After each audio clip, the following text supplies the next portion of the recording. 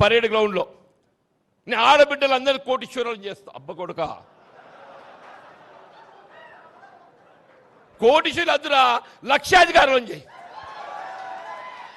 కోటీశ్వరులు వద్దు, మా ఆడబిడ్డలు చెల్లెలను ఏదైతుందో లక్షాధికారులు చేయవ్వా, చేస్తుండవా?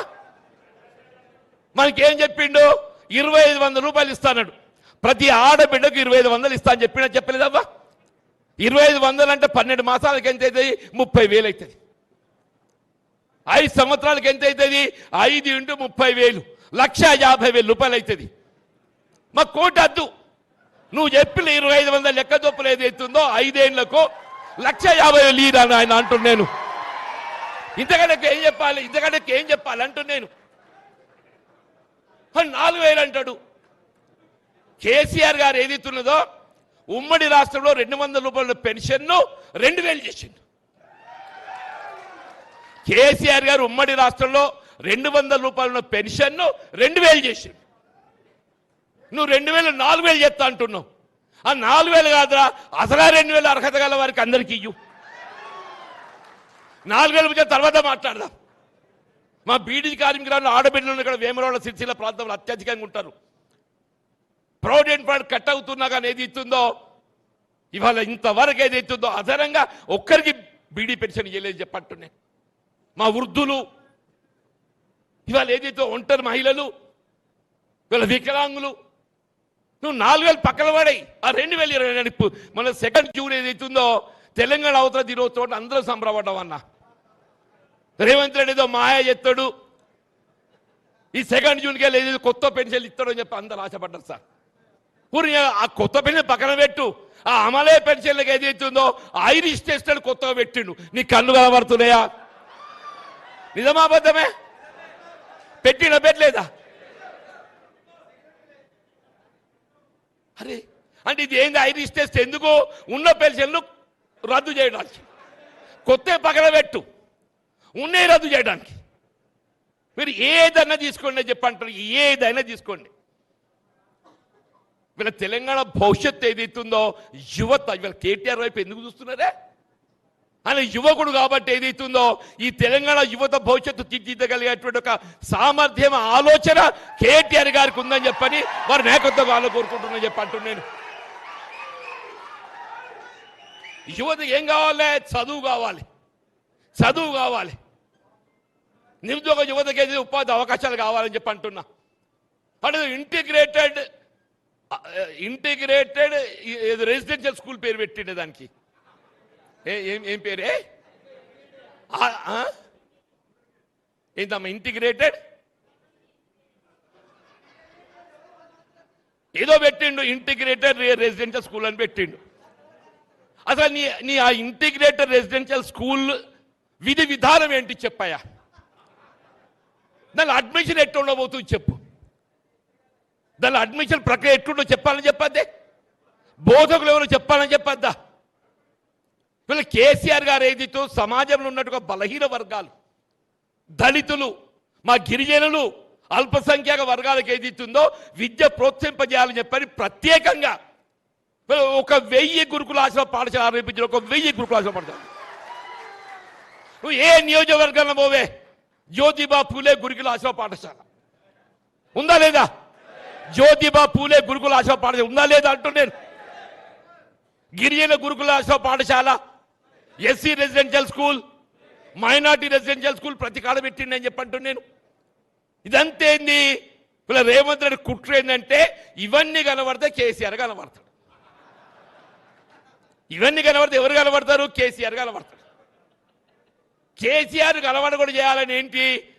ఈ young India integrated residential school, young India integrated residential school అనే ఒక ఆలోచనలో ఇవన్నీ పట్టుకపోయి ఇవాళ కేంద్రీకృతం చేసి అక్కడ ముద్ద పెట్టాలన్నా చెప్పండి. ఇది కొత్త స్కూల్ కాదు. ఇవాళ 30 మాసాలు గడుస్తుందా? ఒక్క కొత్త స్కూల్ పెట్టిండా? ఒక్క కొత్త స్కూల్ పెట్టాడే? వీడు పెట్టాడు.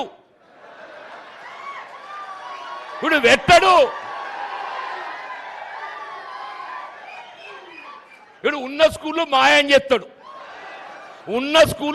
చేస్తాడు. వీళ్ళ గత బీఆర్ఎస్ ప్రభుత్వం కేసీఆర్ గారు ఆరంభింపజేసినటువంటి విద్య ఇలా ప్రాథమిక హక్కు, రాజ్యాంగం కల్పించిన హక్కు, బాబాసాహెబ్ బిఆర్ అంబేద్కర్ గారి యొక్క ఆలోచన విధానానికి అనుగుణంగా ఏదైతుందో కేసీఆర్ గారు మరి విద్య ప్రోత్సహించాలని చెప్పి ఆలోచన చేస్తే ఈ దుర్మార్గుడు ఏదైతున్నదో మరి ఏమన్నా నాకు దోస్తు లేదే, నా అటువంటి వాళ్ళు బయటకు వెళ్ళగొడతాడే. నాది నాకు అప్పుడప్పుడు అనిపిస్తుంది, మా లక్ష్మీనరసింహరావు ఏమన్నాడు 25 ఏళ్ళు అనుబంధం అన్నాడా, ఆయనతో 25 ఏళ్ళు, కాంగ్రెస్తో నాకు 40 సంవత్సరాల అనుబంధం అని చెప్పి అంటున్నాను. ఈ 4 దశాబ్దాలు నేను కాంగ్రెస్ పార్టీ పెంచి పోషించిన, 4 దశాబ్దాలు కాంగ్రెస్ పార్టీ బలోపేతం కావడానికి కొరకు ఏదైతుందో నా కృషి, నా చెమట ఉందని చెప్పంటాను.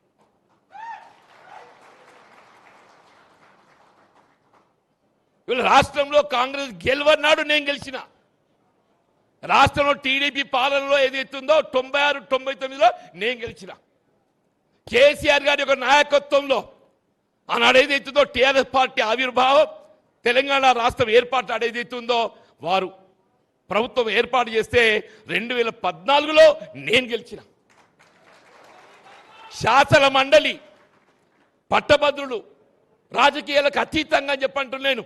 ఈ పార్టీ ఆ పార్టీ అని కాకుండా ఏదైతున్నదో అందరు కూడా అంటే మన బీఆర్ఎస్ కూడా ఓటేసి గెలిపించారు సార్.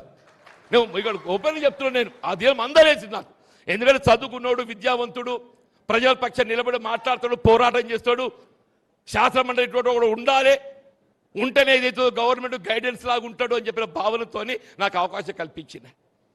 మరి ఇంత 4 దశాబ్దాలు నేను పోరాటం చేస్తే నాకు చివరికి దక్కిందేందే మానసిక క్షోభ, మానసిక క్షోభ అని చెప్పంటూ నేను అదే పెద్ద మనిషి కేసీఆర్ గారు ఏదైతుందో నాకు ఉన్నటువంటి అనుబంధం అని చెప్పంటూ నేను మా ఇద్దరు రాజకీయ ప్రవేశం ఒకటే కేసు జరిగింది, మా ఇద్దరు రాజకీయ ప్రవేశం ఒకే కేసు జరిగింది 2003లో.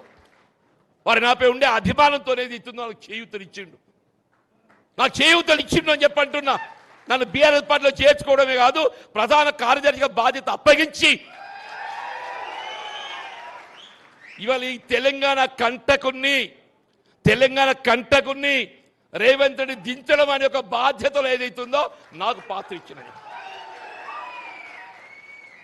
వీళ్ళ రాష్ట్రం ఉన్నది కాంగ్రెస్ పార్టీ కాదు, రాష్ట్రంలో కాంగ్రెస్ పార్టీ లేదు అనేది మాయమైపోయింది. నేను పోయినట్టే కాంగ్రెస్ మాయమైంది. నా అటువంటి వాడు బయట వెళ్ళిన కాంగ్రెస్ పార్టీ ఉంటుందే. ఇది Revanth Reddy private limited company. ఇప్పుడు ఏంది ఇక్కడ ఉన్నది, Revanth Reddy private limited company.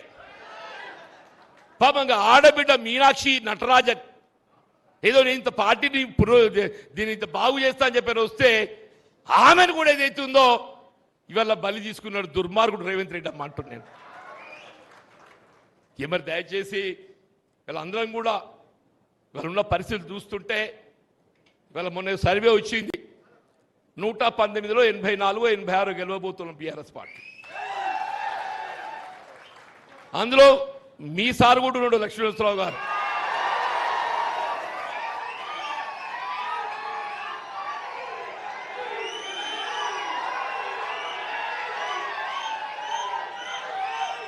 కానీ ఈ సంబరం సరిపోదు, వీళ్ళ కుట్రలు కుతంత్రాలు ఎన్నొస్తాయో తెలియదు. ఈ కుట్రలు కుతంత్రాలను అడ్డుకొని ఏదైతుందో మనం మరింత బలోపేతం కావాలి. ఇవాళ మనం ఉన్నటువంటి ఒక బలం ఏదైతుందో దీన్ని సుస్థిరపరచుకోవాలి, ఉన్న బలాన్ని మనం సుస్థిరపరచుకోవాలి, మరింత బలోపేతం కావాలని చెప్పంటాడు. వీళ్ళ మరింత బలోపేతం కావాలి. ఆ దిశగా ఏదైతుందో మనం ముందు పోవడానికే ఇవాళ ఈ సభ్యత్వ నమోదం అని చెప్పంటాం. ఈ సభ్యత్వ నమోదు అనేటువంటి ఒక భావన మన ప్రతి ఓటర్ను కలిసే అవకాశం మనకు కలిగిస్తుంది. ఊరికే మెంబర్షిప్ అట్లా పోయి ఇట్లా ఒట్టి 10 రూపాయలని కాదు, మన పార్టీ ఆలోచన విధి విధానాలను తెలియచేయాలి. వీళ్ళ గతంలో మనం ఏం అందించినాం, వీళ్ళు ఏం కోల్పోతున్నాం కూడా తెలియజెప్పాలని చెప్పంటున్నాం. ఆ చెప్పే మన ఓటర్ని ఏదైతున్నదో మన వైపు ఆకర్షించి మన సభ్యత్వ నమోదు ప్రక్రియలో ఏదైతే చేర్చుకోవాలని చెప్పండి. ఆ దిశగా పోవటానికి కొరకే ఇవాళ ఈ కార్యక్రమాన్ని ఏర్పాటు చేసుకోమని చెప్పారు. ఏదేమైనా ఇవాళ ఇంత మంచి కార్యక్రమం కేటీఆర్ గారి మరి ఆధ్వర్యంలో నిర్వహింపబడుతుంది. ఇవాళ కేసీఆర్ గారి యొక్క ఆలోచన విధానానికి కార్యరూపం ఇవ్వబోయేది కేటీఆర్ గారు అని చెప్పంటున్నారు. ఇప్పుడు కేసీఆర్ గారి యొక్క అనుభవం ఇలా మన రైతాంగం ఇలా బ్రాడ్గా ఏది ఎత్తుందో